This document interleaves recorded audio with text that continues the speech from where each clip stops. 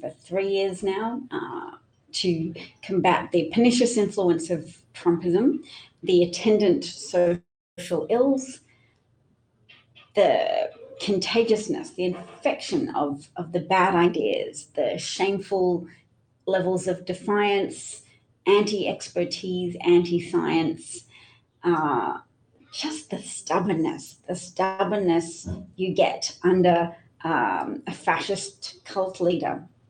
Now, even people who don't subscribe to Trump are infected with anti-vax defiance. Some people on the left who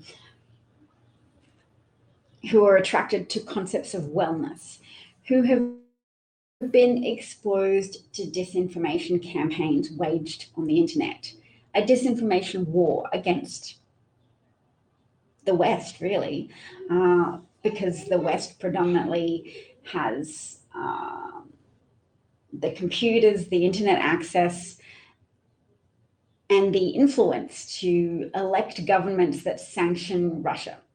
So I do like to point to the under-discussed influence of the corrupt authoritarian government, the people that have targeted the West for years and years with disinformation propaganda to cultivate group identity, to influence, to reward Facebook's algorithm for recommending anti-vax groups. They're very good at cultivating engagement.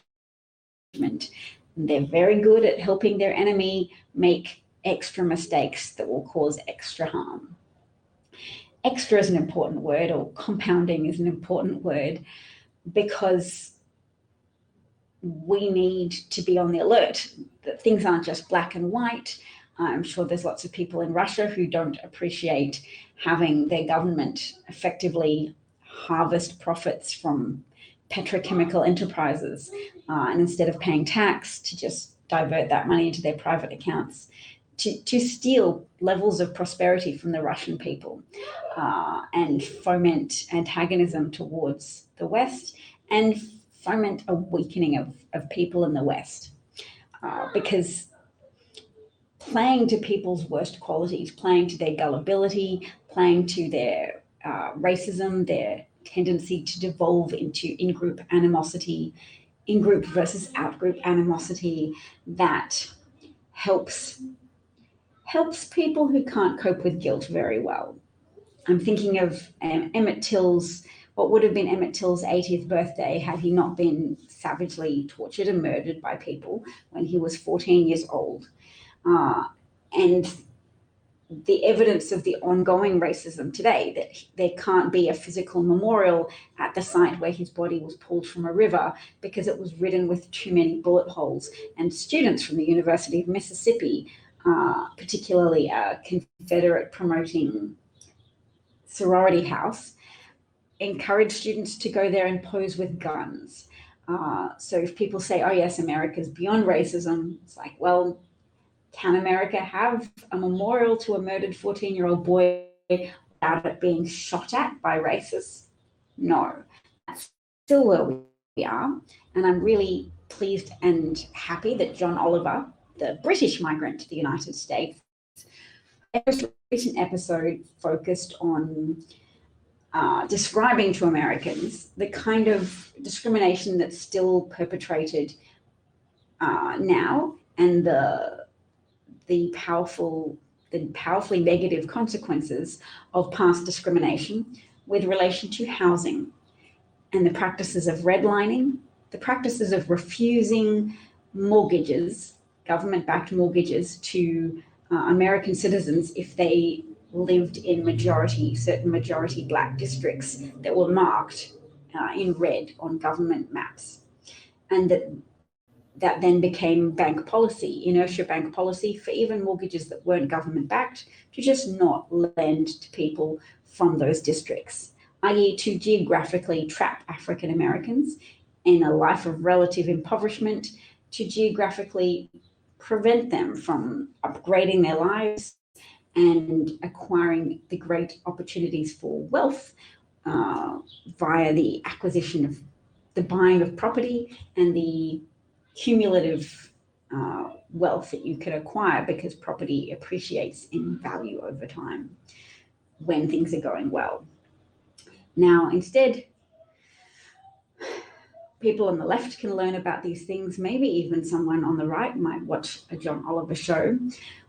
In these troubled times, we really do have to care about the persuadable middle, people who aren't on the extremes of politics, who don't have a full historical awareness of patterns of oppression and harmful ongoing harms of discrimination on a racial basis against Black Americans. People on the right who might strongly claim that only white people are discriminated against now, and that, in fact, reverse racism is the predominant negative feature of American life. A very harmful belief, but there's people in the persuadable middle who will be responsive to the most passion and the most repetition in society. One of the reasons why I'm here, trying to be passionate and to a degree repetitive as well. Human psyche is very susceptible to what's called the exposure effect. We can't just let the only people who know that be the Newt Gingriches, the Donald Trumps of this world, the manipulative, self-serving people. We have to be able to harness the tools of human motivation for ourselves. And Democrats have to be able to not just devise good policy, but also to take into account the permutations of human nature and what humans are responsive to. And if anybody ever wanted to help me identify good examples of that, good examples of Democrats working with human psychological tendencies, let me know. I'll be sure to include it on the program. Oh, I haven't opened the comment section yet. Let's have a look. Mark is here. Hi, Mark. And he's awarded me a great discussion award. Thank you. I might quickly share this, which is a link to an article describing John Oliver's show. Because I just wanted to cover it, it's so important, and I've been trying to discuss it for a while, but he has a lot of paid researchers on his show, so it has more authority than me. So John Oliver pointed out that home ownership has been so defined by racism that many communities still have laws that forbid the sale of homes to people of color. Now, that's something I didn't know until today.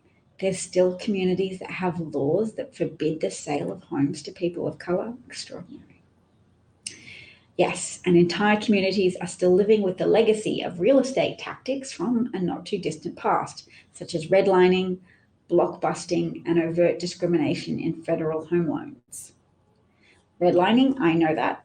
Redline districts were typically majority Black occupied districts. Well, they always were. Redline districts were Black districts. But what's blockbusting? And I'll have to look that up and watch this episode of last week tonight. John Oliver also said the only really strange thing about paying reparations to Black people is that we haven't done it yet. When you deprive somebody of something, you make it right by paying what you owe. Now, figuring out exactly how to pay might well get complicated, but realizing that you have to should be pretty simple, because this is a wound that we are actively choosing not to heal, and it is hurting real people every day. It's a great point. All of the great points. Open wounds can't be sustained in a society that prides itself on functionality and mutual support and just being a good place for people to live.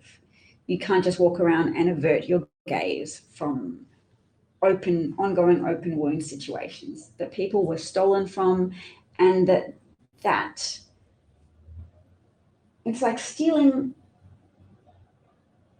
a child's entire life savings and then complaining that the adult that they are hasn't achieved as much as someone whose life savings were not stolen from them.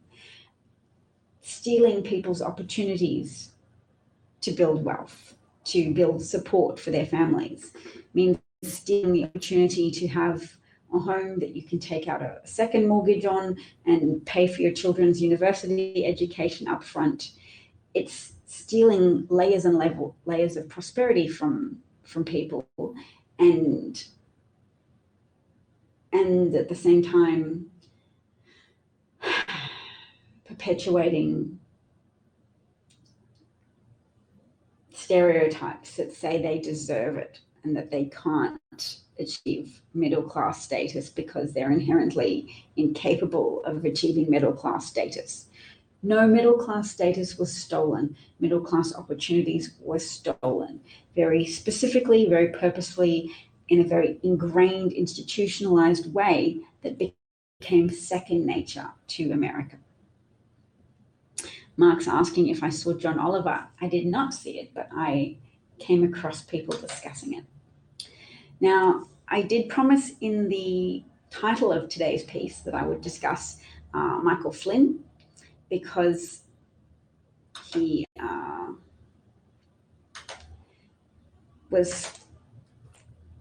compounded his original treason. He's already treasonously met up with Vladimir Putin and been at a dinner prior to the 2016 election. His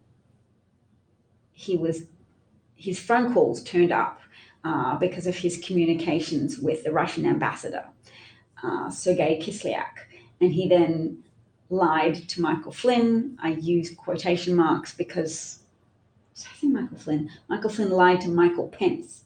The prevalence of Michaels may have confused me momentarily.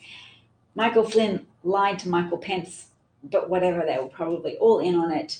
It was a specific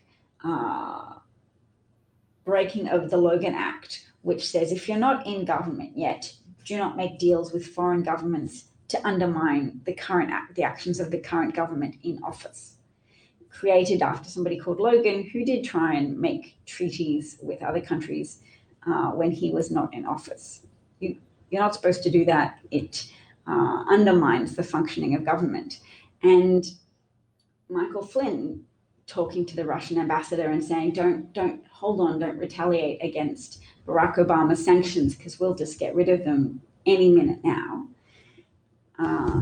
It's undermining the government of Barack Obama, who was trying to defend America by punishing Russia for attacking the United States election, for attacking the people of the United States with targeted psychological influence campaigns, as well as stolen Facebook data. And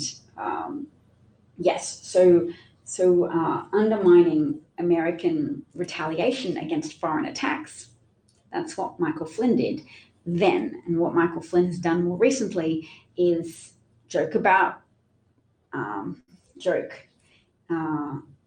invite discussion about how America would be better if there was a coup in the United States, as there was in Myanmar recently, which has been a very deadly military coup that has caused great suffering for the people of Myanmar. Innocent people being shot in the street, protesters being murdered.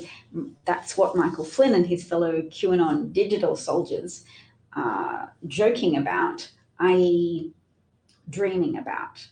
And then yesterday, video was released of Michael Flynn being given a rifle, and he says, I'll go to Washington, D.C., i.e. to find a target to use my new gifted rifle on. So there's a lot of insurrection being stoked by Michael Flynn, which is why a lot of Americans are now powerfully advocating for him to be compelled to be part of the military again, so then he can be court-martialed for his unpatriotic insurrectionist behavior. So let's see. I'm going to share the audio of that. There's a visual.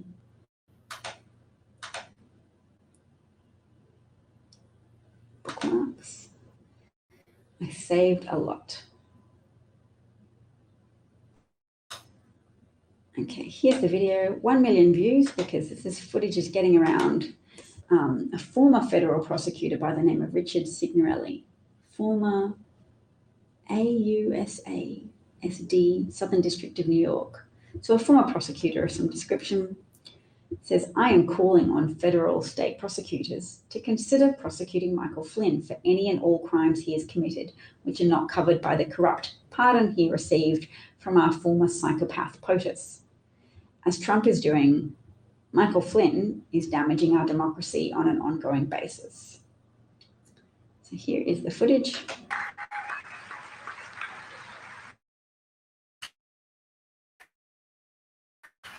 That's all. Oops.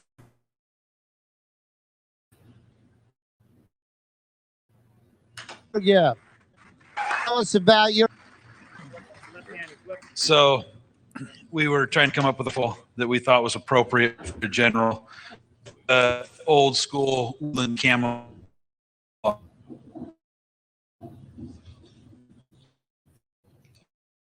Anyhow, this is. I'll find some.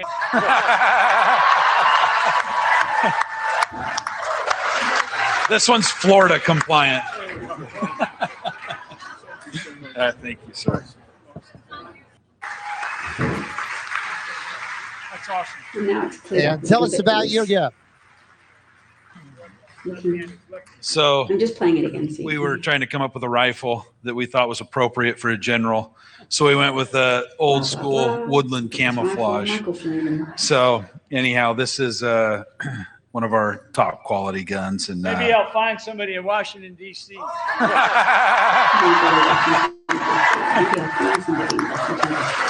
this one's Florida compliant. All right, so that's pretty horrific, and I bring it up because what we do as concerned citizens or concerned residents of the United States or concerned observers is we have to overcome the inertia of white pandering, of people who under-respond to threats of domestic terrorists because they're white, and because we're used to letting white people get away with things, whether it be in white-collar professions that are under-audited by the IRS, because in no small part, Republicans continue to oppose legislation to fully fund the IRS, so that the IRS only has resources to pursue people who are cheap to investigate and doesn't have the accountants and resources to audit people who are wealthy, giving wealthy people more of an opportunity to break the law and to avoid contributing to the societies that have sustained them and that have scaffolded their success. So, was there anything else I was going to talk about today? Yes, I will mention long COVID, which is not a great deal of data on yet, but people report that long COVID is very debilitating. And so even outside of the numbers we see of increasing cases, increasing deaths haven't increased at on the same trajectory because many vulnerable Americans have now been vaccinated. But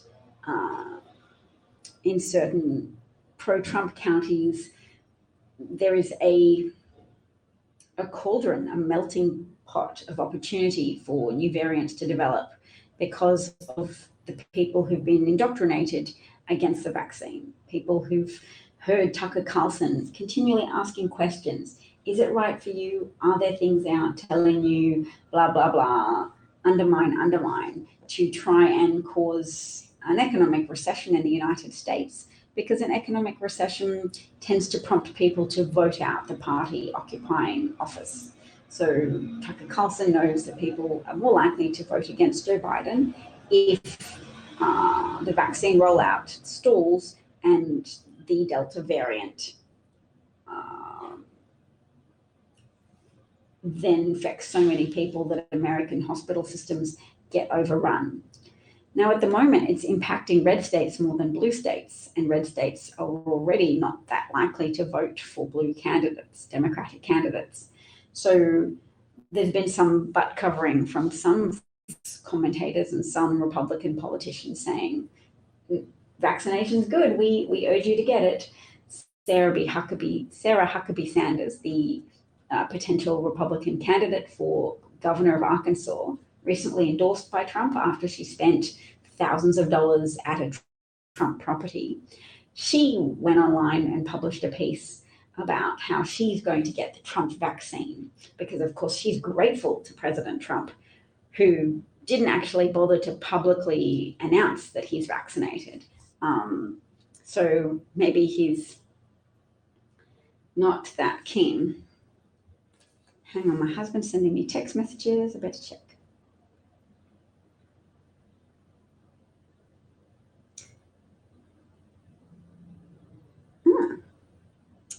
All right, he says people are not going into the office. Good and bad. The plus side is he can work from home and see his family a lot. The bad side is he's can't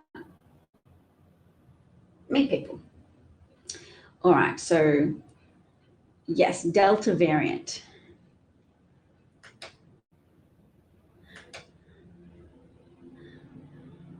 I got a little troll comment. I'm not entirely sure what that's in reference to, but I would imagine that it's a fairly typical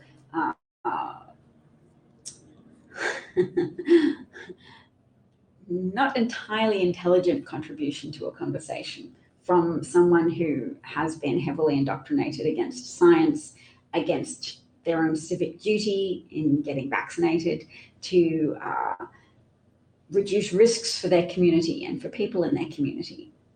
The people who are disabled have comprised a large number, a disproportionately high number of deaths during the COVID pandemic around the world. And it's not really okay to laugh off COVID as a cold or a flu. It's not okay to ignore the fact that some indoctrinated people have spat at health professionals who have told them that they have COVID-19.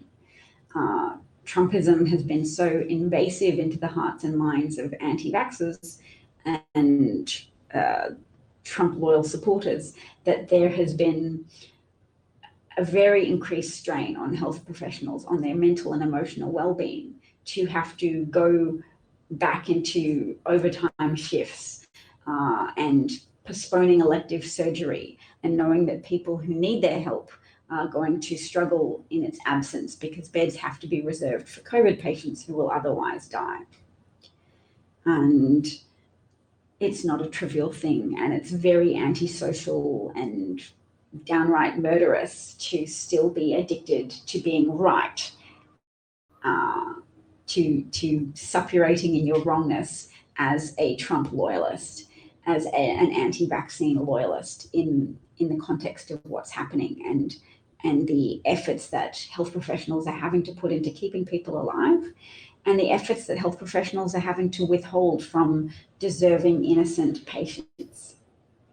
Mark got the J&J vaccine. Good for you, Mark. All right. I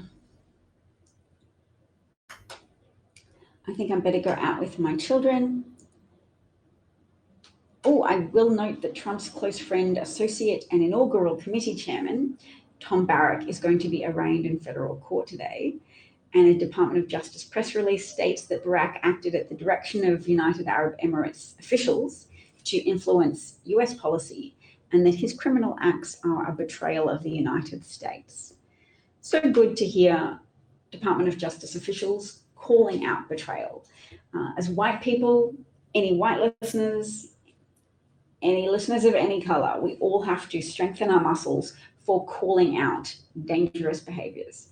We don't have to despise people. We don't have to say it's a permanent situation. You don't have to be an anti-vaxxer.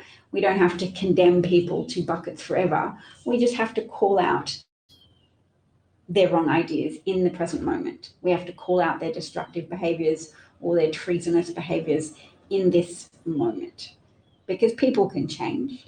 We hope that consequences afforded for some people who've, say, overrun or sacked the United States Capitol, that those consequences will deter others.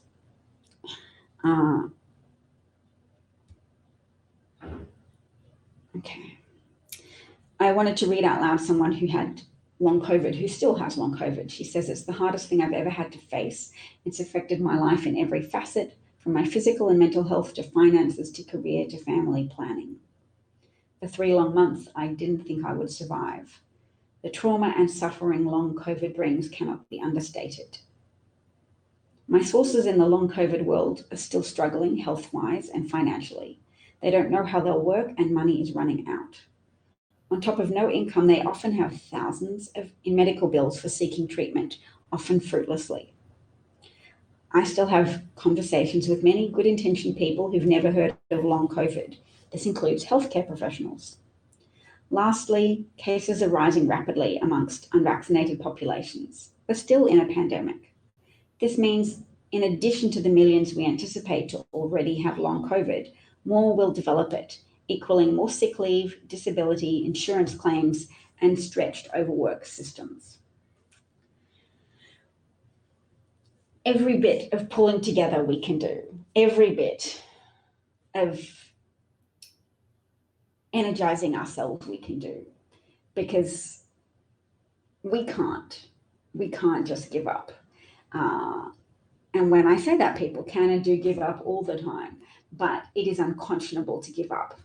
That's a better statement. It's unconscionable to give up. It's unconscionable to surrender to depression or apathy. It's unconscionable. If you care about others and you've done your civic duty to get vaccinated, don't despair about the unvaccinated. Don't wash your hands of them. Remember, the only way out of the pandemic is through achieving extremely high levels of vaccination. So continuing to care about the non-vaccinated, people who aren't necessarily ideologically anti, but who can't take a day off work, people who need help and who need collective goodwill from the public, so that we support government efforts to help reduce that gap between people who might get vaccinated but who currently have what they feel to be insurmountable obstacles. Even vaccinated people can still do with being exposed to good quality information about the vaccine so that they become effective advocates for getting vaccinated.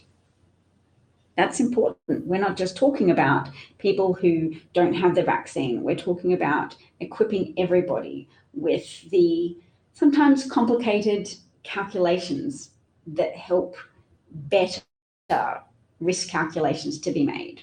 Because it's an invisible virus, just as climate change isn't that visible, although it's becoming more visible, world lose hundreds of lives to floods and have billions of dollars or millions of dollars worth of property destroyed by the increasingly frequent extreme weather events such as floods, droughts, fires. I mean, the fires in California right now, the toxic smoke that is going to be impacting the developmental trajectories of children. Sometimes you have to talk about the children to awaken the protective instincts of people who've become overly cynical. Cynicism is a big red carpet for authoritarianism, because when people become too disheartened to care about politics, then they start to say, well, whatever, everybody's corrupt. Who does it matter who's in government? It matters. It really does matter who's in government. And having public servants like Biden relative to self-serving criminals and murderers like Donald Trump, that has a profound difference in terms of outcomes for the American people and the people of the world. Because Trump's short term in office has invited death into the homes of millions of families around the world because of the powerful platform he had to disseminate disinformation about COVID, to downplay its significance, to claim that young people wouldn't get sick from it. Even as privately he admitted people of any age still were at risk and were at risk of losing their jobs if the virus wasn't contained, at risk of the negative consequences that follow from an under-responded to pandemic situation. All right, so that's all from me today. Thank you so much for listening. And if you ever have any feedback on how to improve the broadcast or any avenues for taking this skill set, whatever it is I have. I'm thinking TikTok. Maybe I'll find some places to do stand-up comedy in Boston. I feel that stand-up comedy or comedy of any description, is a great force for harnessing social change and the kind of change that you need to respond effectively to the challenges that befall us in this time.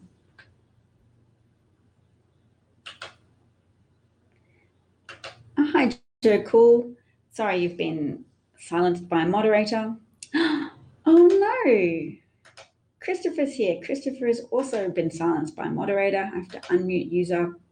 Oh my God, I might have to just block Alan. I don't know if anybody remembers Alan. He used to participate in these broadcasts all the time. And Alan, if this is you, if you are blocking or hiding or muting my audience members, it's a fairly vicious thing to do and antisocial, and you shouldn't do it. Creepy and bad. But look, maybe it's something else. I'll leave the possibility open that some other random person who I've given moderator privileges to. Actually, I really need to talk to the HAPS creators about how to do that, how to find some setting where I've granted moderator privileges and just ungrant it because I don't like that. I don't like my audience being muted for no good reason. There's a more, I just need to work out how to play with these settings until I can. Nope, can't see that. I'll work on that anyway. Thanks, Christopher, for tuning in. Lovely to see you. And take care, everybody. Talk to you soon, and all the best. Stay safe. It's being talked about that people will be asked, the CDC will once again ask even vaccinated people to wear masks, because the honor system doesn't really work with unvaccinated people. People who disobey public health recommendations and avoid getting vaccinated in the first place are also people who take advantage of the honor system with regards to mask wearing. So they're likely to be unvaccinated and also unmasked in situations in indoor settings because they don't believe the pandemic is anything to care about. They have been brainwashed into or indoctrinated into a position of extreme opposition to any public health measures taken to reduce risk for individuals. And considering we have a population of under 12-year-old unvaccinated children who are all still at risk of contracting COVID and at a small but significant risk of being hospitalized and even losing their lives, we can't indulge that honor system anymore. So even vaccinated people are going to have to mask up soon. That's what's likely going to be proposed by the CDC very soon, and for good reason. The higher transmissibility of Delta means people can just be exposed for a very little time to an unmasked person and catch COVID as a consequence. So we don't want that to happen. We don't want we want to halt these exponentially increasing rates of COVID infection and COVID hospitalization and COVID death, even though that's a smaller subset. It's still an undesirable subset. You don't want to give more people long COVID and have their financial futures thrown into doubt and their physical health compromised to such a significant degree. You don't want that. Okay. Take care, everybody. Mask it up. Bye-bye.